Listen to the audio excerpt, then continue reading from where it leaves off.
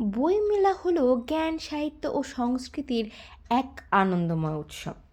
ঠাকুরনগরের বইমেলা আমাদের কাছে ঠিক তেমনি।